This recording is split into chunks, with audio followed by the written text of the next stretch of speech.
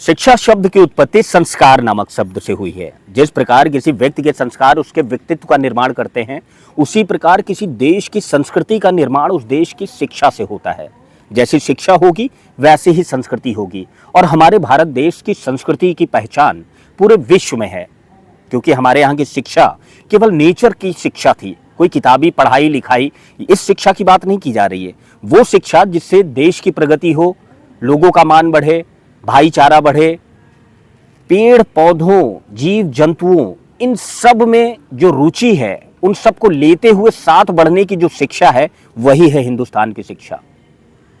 छठ पर्व चल रहा है, चारों तरफ छठ की धूम है। आपको बता दें कि छठ पर्व का हमारे जीवन में विशेष महत्व है। इन दिनों में भगवान सूर्य की उपासना करने से हर मनोकामना पूरी होती है।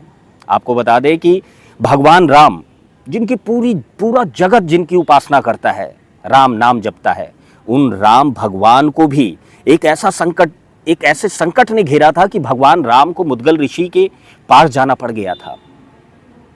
दरअसल जब अयोध्या में भगवान राम और सीता जी पहुंचते हैं वनवास के बाद, तो उनको इस बात का भय होता है राम जी को कि कहीं ना कहीं रावण के वध के बाद उन पर ब्रह्म हत्या का पाप लग सकता है। इस पाप से मुक्ति पाने के लिए उन्होंने अपना एक संदेश भेजा मुद्गल ऋषि के पास। मुद्गल ऋषि ने संदेश जाना तो उन्होंने भगवान राम को और सीता जी को अपने आश्रम में बुलाया। भगवान राम और सीता जी आश्रम पहुंचे। इसके बाद मुद्गल ऋषि ने बताया कि उनको सूर्य जी की उपासना करनी चाहिए, जिससे रावण का जो वध हुआ है उससे उनका ब्रह्म हत्या का पाप जो है ना कट जाएगा। इसके बाद सीता मैया ने सूर्य जी की उपासना की। 6 दिनों तक वो सूर्य की उपासना करती रहीं और ये 6 दिनों का जो पूजन था वही छठ पर्व था। महाभारत काल में भी छठ पर्व का विशेष महत्व बताया गया है। कुंती के गर्भ से जब कर्ण पैदा हुए तो ये भी जो है ना सूर्य की उपासना का ही फल था, लेकिन लोक लज्जा के भय से कुंती कभी बता नहीं पाई कि कर्ण उनका पुत्र है।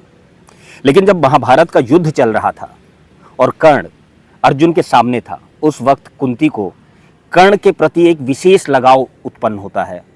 वो कर्ण से मिलती हैं और बताती हैं कि उन्हें सूर्य की उपासना करनी चाहिए, जिससे इस युद्ध में भले ही उन्हें विजय ना मिले, लेकिन वो जीवन में, वो इस राह में, इस युद्ध क्षेत्र में कुछ ऐसा कर जाएगा जिसे दुनिया याद रखेगी। इसके बाद कर्ण ने सूर्य भगवान की उपासना की और इसी उपासना के फलस्वरूप वो अर्जुन के सामने ऐसे डट करके खड़े हुए कि आज भी इतिहास कर्ण को महावीर के नाम से जानता है।